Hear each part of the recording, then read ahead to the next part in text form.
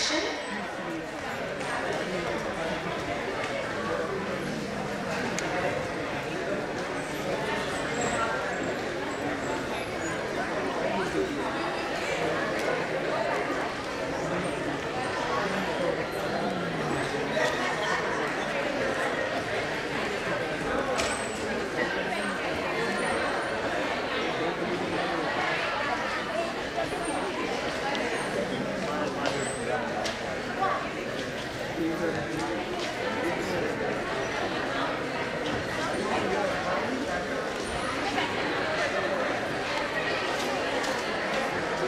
I would like to welcome Dr. Ashwin Mehta sir again. May I have a round of applause, please? I now request my colleague to give sir a token of our appreciation.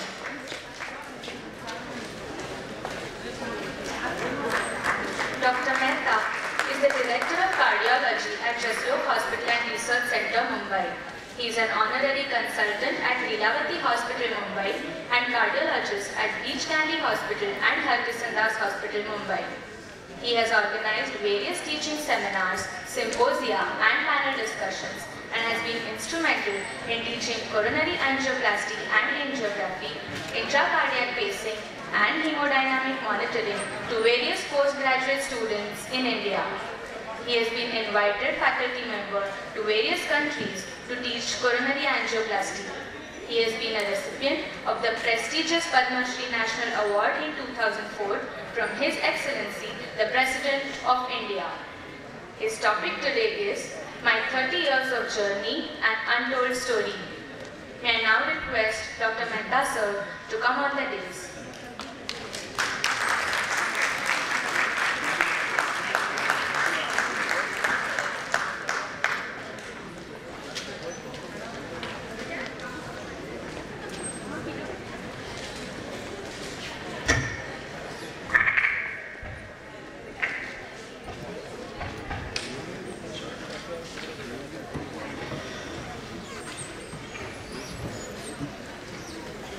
Friends, it's been a pleasure for me to be with you all, and I get nostalgic. For years together, I've been sitting in the chair where you have all been sitting now and enjoyed listening to the people. When I was invited to give this talk, the thoughts came to me. Why am I invited? In fact, I was a little reluctant to accept the invitation. There were two reasons. One was that these days cardiologists do not have very good reputation. And I'll give you an example. I invited lots of cardiologists and cardiac surgeons at a party. Sharad Pawar was the chief guest, and I was introducing, this is Dr. Panda, the eminent cardiac surgeon. This is Dr. Khande Parkar, cardiac surgeon. This is Dr. Paladin, cardiologist. Incidentally, it so happened that my brother also was invited by me, and he is an engineer. So Sharad Pawar asked, incidentally, are you also a cardiologist? He said, no, sir, I'm only a gentleman. It tells a lot of things. The other reason is that if you were expecting that I would be telling you my story, that how I did this and how I did that, what I achieved, what I did in my life, then I think I'll be disappointing you. In my opinion, journey starts at the time of birth. And what is the destination? Where do we go? Is my speech going to be speech like Abraham Lincoln's Gettysburg speech? What am I going to talk like Steve Jobs' last speech? No, then I think you are disappointed. All that I'm trying to tell you, that I'm going to share with you how the life is ultimately, what is a journey? Journey is a process where you move from one destination to another destination. And that process, that effort involves a lot of roses, a lot of thorns, a lot of stripes, a lot of struggles, a lot of disappointments, a lot of difficulties, but it has gone on. Now, I have to talk as to how to enjoy. If I were to ask, our dean used to ask when we used to join medical college, why do you want to be a doctor? Why should I be a doctor? I want to serve the society. Dishonest answer. Very dishonest answer. You can serve the society without being a doctor. And then the honest answer is, am I enamored, lured, the way the successful doctors are moving in the society, in the big cars, get respected all over, and I want that. That's an honest answer. Incidentally, I would say that all of us has one goal. The journey has only one goal, and that this goal is a goal of happiness. Question is that how do we derive that? How do we reach that goal? And once I was reading a book on the time management, and I thought this would teach me how to achieve more in shorter time, how to do my things more efficiently. Right in the first paragraph, the book clearly mentioned that if you are expecting that this time management book will teach you how to save time, how to optimize time, how to utilize your time better, then don't read this book anymore. This book is going to tell you as to how you can spend your time most fruitfully, happily, and share it with others. Time is a very important component for qualifying success. When we talk about time qualifying success, what do I mean?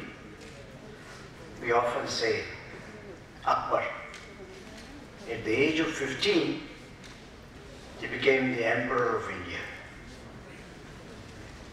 Manu, at the age of 5 years, he gave his first concert. William Pitt Jr., at the age of 23, was the Prime Minister of England. So achievement made in a shorter time qualifies the quality of success. Now, I think if that is what we are going to concentrate, then we are missing the boat. Speed, yes, speed is important, but remember, if the direction, more important than the speed is the direction. If you miss the direction, howsoever fast you go, you will be going away from your goal. So the lesson in the life to understand first is that yes, you concentrate, achieve speed by 3 virtues. Which 3 virtues I'm going to tell you that, but please don't miss the direction. If you miss the direction, you'll be going away from your goal. Faster you are, faster you'll be away from your goal. And what 3 characters which I'm talking about? Well, for any success, you require 3 qualities. 1, courage, confidence, and competence. These 3 qualities are interrelated with each other. If you are competent, you are confident. If you are competent and confident both. You are courageous. And to achieve that three qualities is not very difficult. I'm going to tell you that more than these three C's, courage, confidence, conviction, competence, is still one more important quality, which I'm going to tell you. It's also a C, and that is compassion. If you are focused, painstaking, you will achieve. You will definitely be competent. And once you are competent, you will be always confident. And once you are competent and competent, you will achieve success. Listen to me, that we as the medical personnel have to develop one more quality. Quality of sharp observation. We all know Laennec discovered stethoscope, and the Laennec faced a lot of turmoils, a lot of opposition, like any great man who makes a discovery has to. And one day he was going through the streets of Paris, and one angry man shouted, yelled, abused from the second floor window, and ultimately spat on him. One of the disciples of Laennec was very angry. He rolled up his sleeves and said, "You'll go up and bash him." Laennec stopped him. No, don't do that. He has only 3 weeks to live. And as it would have it, in 3 weeks' time, that gentleman expired, died. Everybody was surprised as to how Laennec knew that this man is going to live only for 3 weeks. So they asked him, "How did you know, sir, that he is going to live only for 3 weeks?" He said, "When he was yelling, shouting, abusing me, I could see he had a hoarseness of voice. And when he coughed, it was a brassy cough. And then he spat. The spat had a blood tinge. So this gentleman was suffering from aneurysm of aorta, pressing on the laryngeal nerve. The aneurysm was giving a brassy cough and pressing on the bronchus. Ultimately, it had eroded the bronchus. His sputum was blood tinged, that means it started already bleeding. If an aneurysm of aorta, which is rupturing into the bronchus, how long has it to go? That's an observation.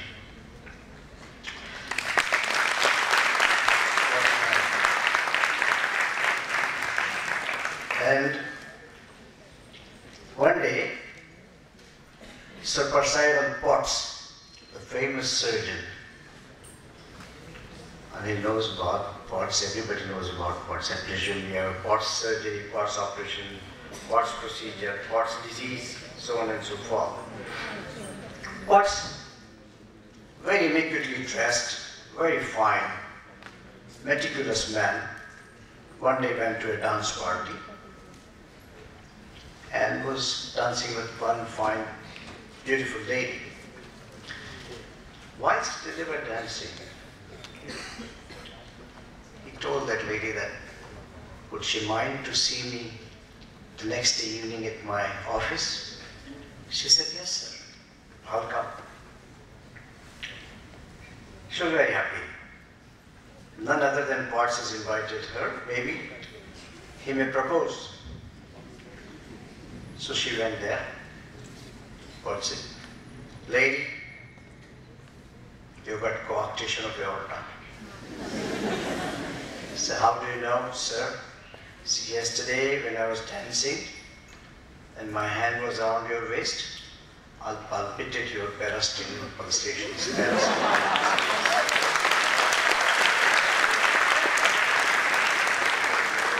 And You have a prominent parascapular pulsations and therefore you have coarctation of the aorta. That's just arc of observation. And one more. You also need to be focused and dedicated.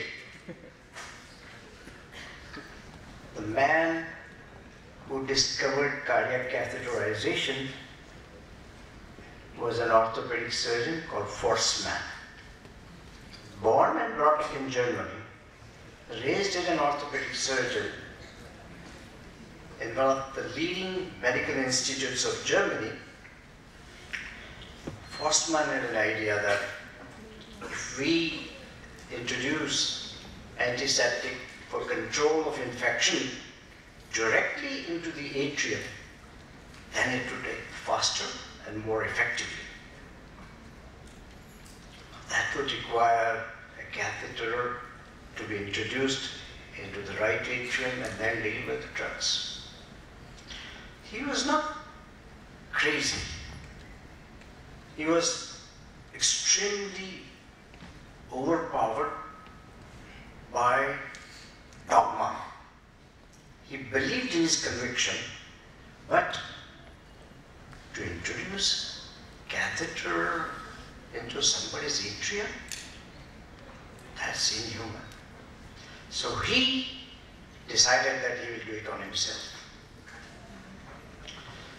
So he had a girlfriend who happened to be the nurse also. Her name was Helga. So with the help of Helga, he would go on Sunday morning to the radiology department, do a cut down on himself, by himself, and introduce a lubricated urinary catheter from the brachial vein into the right atrium under fluoroscopic control. And the job of Helga was to hold a mirror. When he will stand behind the screening machine, you don't know screening machine because in those days you used to have a screening machine which will be a fluoroscopy which will show you a heart model and inside and everything, the image of the heart, and Helga will hold a mirror, and with that help you will introduce the catheter in the right atrium. Helga was upset but participated after all. She was his intimate friend. He was the intimate friend of Helga, and Helga was intimate friend of his, and then whatnot. So they did this job. He did once, he did twice, he did 3 times, he did 4 times, he did 7 times, and then he was caught. So the hospital authority met together and decided to dismiss him for performing barbaric procedure and giving bad name to the hospital. He fell at their feet and apologized, but started the whole thing quietly again. And he continued to do that for another 5 times. And ultimately he had to stop it because he did not have any more veins. He collected the data, and then he went to London and talked to one of his friends, and he was amazed. And he said, why don't you present to the Royal Society?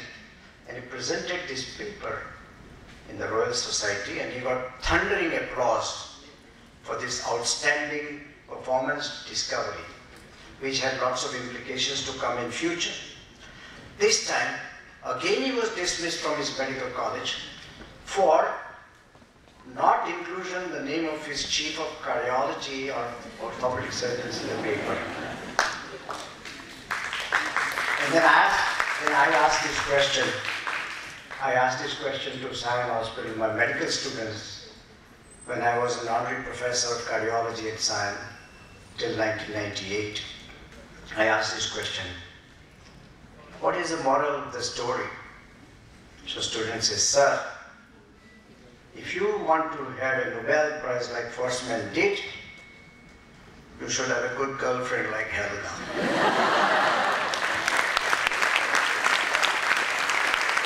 That's the spirit. Other virtue, I'm talking of his confidence. Confidence is good, but overconfidence is bad. To give an example, An 83-year-old retired army colonel got married to a 21-year-old girl.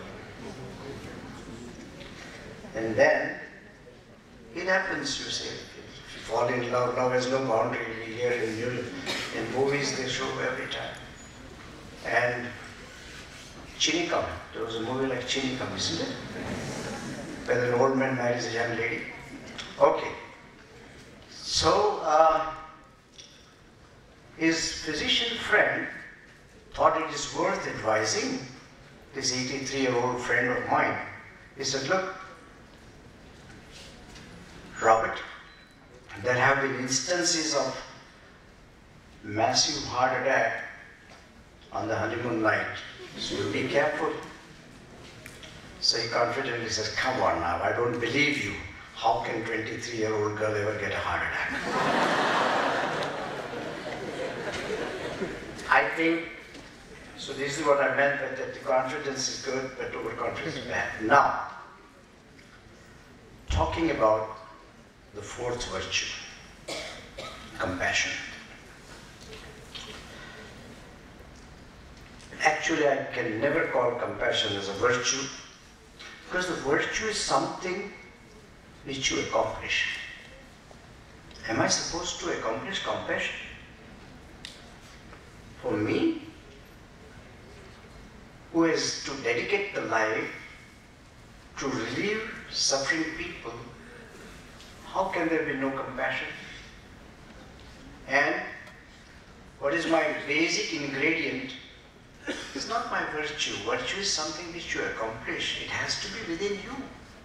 It's not a policy. It's not virtue anymore. I think compassion is a part of you. And I'll tell you how I find every day the painful experiences showing me total absence of compassion. One day, I'm moving towards the cath lab department. On the left-hand side, there's a watchman guarding the entry of visitors during visiting hours. Here, Sion Hospital. And he's pushing around people. And one lady pushed around. Line se aao, mat aao, time hai abhi, 12 baje aao, 11 baje aao. Just out of curiosity, I asked one lady, why is she here? He said, my husband is admitted. I said, how long? 3 weeks. Why 3 weeks? He said, every day is booked for operation and every day it's postponed. Where do you stay? Govandi. When does your day start? 3:30 in the morning. Why? So I get up at 3:30, prepare food, pack it for my children, pack dabba for my husband to take it to the hospital, and I start walking down from Govandi to Sion Hospital. Takes me 2.5 hours, 3 hours. And then I reach here and I suffer from humiliation. I'm being pushed around. And every day I do it for a job which could have been finished in 2 days' time for surgery, or surgery is being postponed, and I keep on doing. And then I go home, wait for the children to come back from school, put them to sleep, prepare food, evening again, and these days the day goes on. And we feel compassion is missing, that we cannot even think, okay, what is happening on the other side? Postponement of a surgery is a very big event in the family. Might not be in you. You don't realize what's happening across the board, that side. That's what it is. And then you see every day, day in and day out, round the corner of Sanders Road Bridge, I'm driving the car. And I find one handcart, an old man pulling the handcart on the bridge. He has just gathered momentum. If I push my car, if he has to stop, then his momentum is lost, he has to struggle. He was sweating. And I stopped my car to give way to him. And people behind me started honking whether I have a license, what kind of a man, why am I stopping and what not. Total absence of compassion. One day, Madhukar called me. It was a Dasera day. And Dasera is one single festival where you all want to spend with your family. What is it, Madhukar? So there is a 32-year-old man admitted with acute myocardial infarction and he needs a primary angioplasty. So why don't you do it? He said, no sir, it's risky, you'll have to come. Okay. But sir, there's one more problem. What is it? The machine is not working. I said, all right. I called up Philips people. He said, sorry sir, today I can't come. Today is holiday. I said, no, very serious problem. Please, oblige me. After some persuasion, he said, all right, I'll come. And he came. Repaired the machine in 15-20 minutes time. When I came to the hospital, I saw one burqa-led youngish lady, about maybe in her early 30s, with two children, one on either side, 4 or 5 years old. And I know that they were hungry because they were crying with half biscuit in their hands. And it took me no time to realize that this must be the wife of the patient and these two children. We went there and I said, Madhukar, what is this gentleman doing? He said, sir, he's a fruit hawker. And there was a Muslim 32-year-old fruit hawker. He was writhing with pain and we did his angioplasty.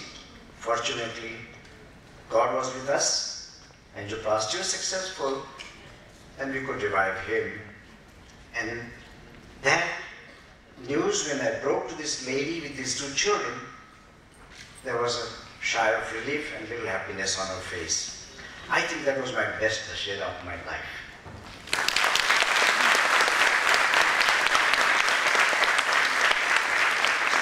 So the compassion is not virtue, it should be with us.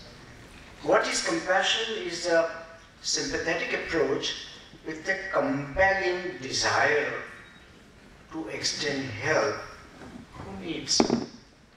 And it's not virtue, and it's not restricted to us. In fact, it should be with every human being. I want to tell one more example, which touched my heart. It was a busy day at the clinic. At about 10 p.m., the last patient who I saw gave me a gift, a box of mithai.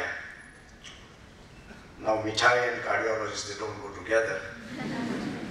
So I said, I'll pass it on to somebody. I took it, I came down. The street was dark. There was one old man sitting in one corner with his head sunk down. And I said, Suno bhai sahab.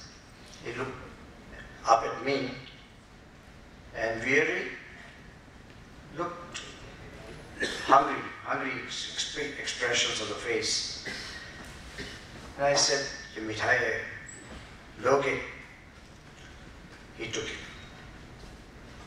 And then when I walked further, I saw him getting up and moving into the opposite direction. So I was curious. What is he going to do and where is he going? He went a few feet away, maybe a few meters away, and there was an old lady who was sleeping there. He wakes her up and feeds one piece of mithai to that lady, his wife. He did not want to eat mithai without feeding her. So my dear friends, poverty, low level, lack of education has nothing to do with love and compassion. This man has as much feelings as you could have. Long ago, there was a movie in Maratha Mandir cinema called Mughal-e-Azam, very long movie. And I went to see that movie. Those were not the days of mobile phones. I and my wife were there, and my 4-year-old daughter at home. Every 20 minutes, 30 minutes, my wife will get up, go outside to try to make a phone. Is she sleeping? Is AC on? Has she got a blanket? Every 30 minutes. And then when we came outside when I came, I saw another 4-year-old child, same age as my child, sleeping on a naked footpath, half dressed, open air, no blanket, no coverage, no AC, nobody to look after, no mother nearby. And I felt, what a big difference between two children. My child and the child on the street. What a big disparity. It hurt me. Then I talked to my psychiatrist friend, Ashish. He said, Ashwin, you feel it this way because you identify yourself and your child and try to relive the experience as if what would have happened if it was you. It doesn't happen that way. This child has not seen air conditioner in his life. It doesn't matter to him. Look at the qualities of sleep. Was it good? I said, yes, quality of sleep was very good. I could see the same sleep. So my friends, all these fine aspects of life, which we have had many opportunities to observe, we should inculcate. And one more thing which I wish to tell you is that in the pursuit of goal and happiness, we sometimes forget where we are running to. Was this my goal? In fact, where is the time to think about what my goal is? Everybody is running, so we also run. Run, if everybody is running. God only knows where we are going. And by the time we find where we have been, it's too late. Anyway, I want to tell you that I missed my boat. I really missed my boat.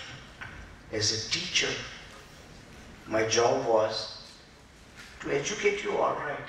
After all, education has two purposes. One, it teaches you how to make living. And second, it should teach you how to live. That I never taught. How to live, because I doubt if I could have taught, because I myself don't know how to live. Question is that in our life, making living is easy, but how to live, nobody teaches. And another thing which I forgot to teach my student is to differentiate between intelligence and intellect. Intelligence is acquirable. You can acquisition intelligence without any difficulty, and that is knowledge, experience, accumulate all these things, and you have an equipment. But intellect is something in which the mind is stimulated to question. And when you ask the question to yourself, create inquisitiveness, then you innovate. That kind of intellect has still not reached the Indian shore. We know that there are people who have made discoveries, astonishing discoveries. Professor Ramalinga Swami, who was a member of the Nobel Prize winning committee, I asked him a question. What is the quality common to all these people who have achieved Nobel Prize, who have been awarded Nobel Prize? He says perseverance, continuous perseverance, and tremendous inquisitiveness. They are restless till they get the answer. I want to give you one example. That time we used to get hemiplegia on one side and the blindness also on the same side.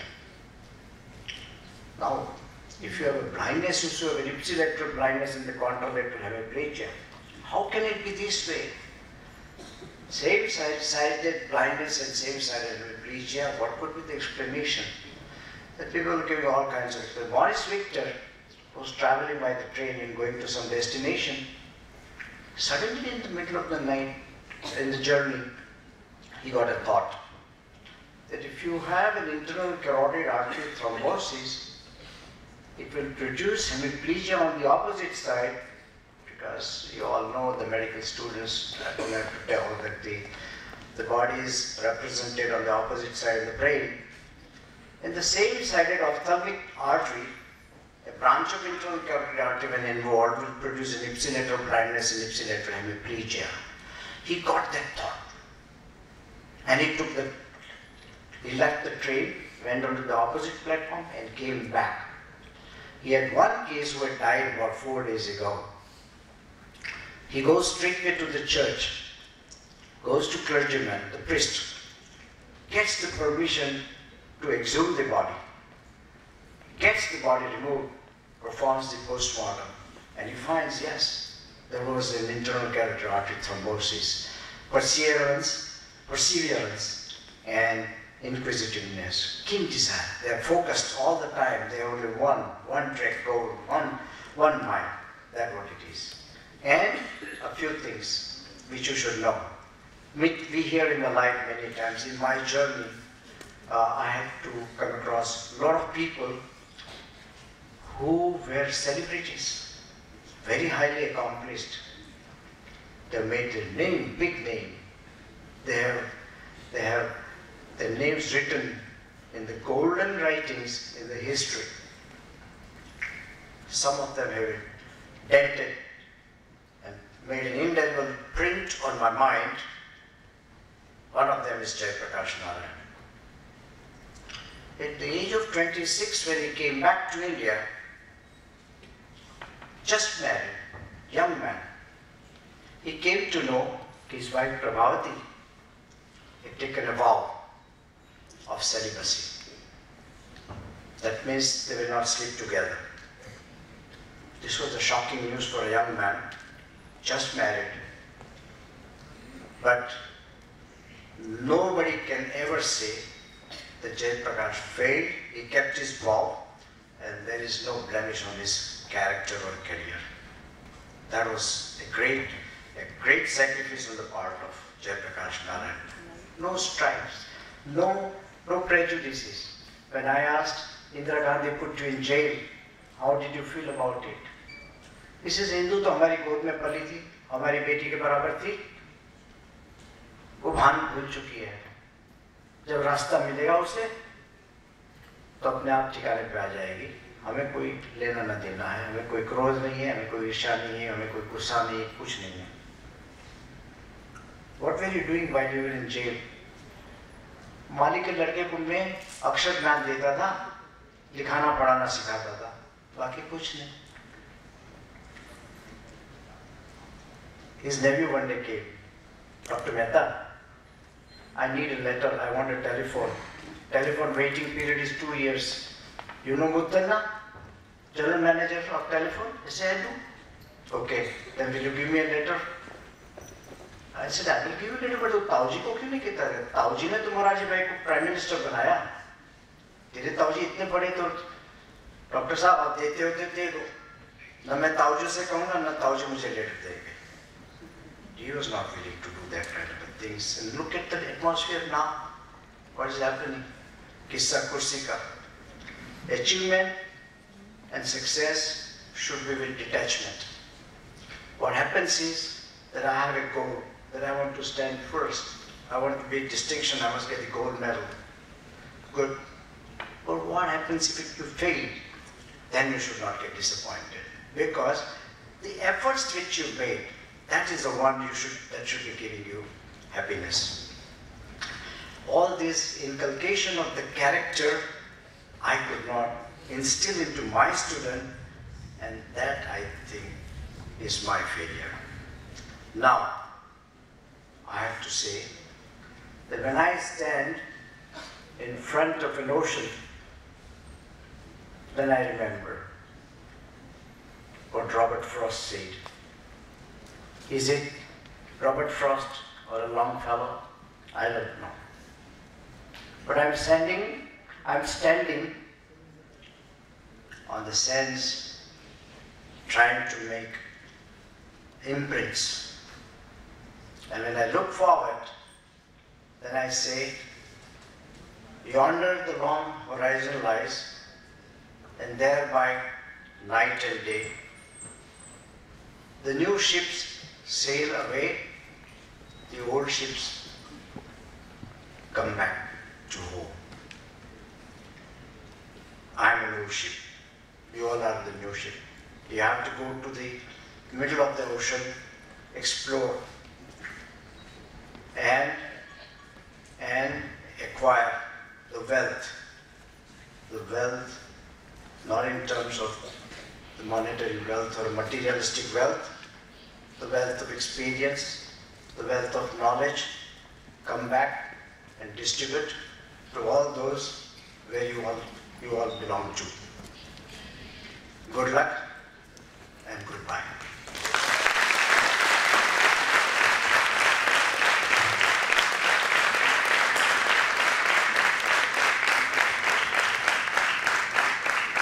Thank you, sir, for this wonderful lecture. May I now request Usia sir to kindly come on stage to felicitate Dr. Ashwin Mehta sir with a token of our appreciation.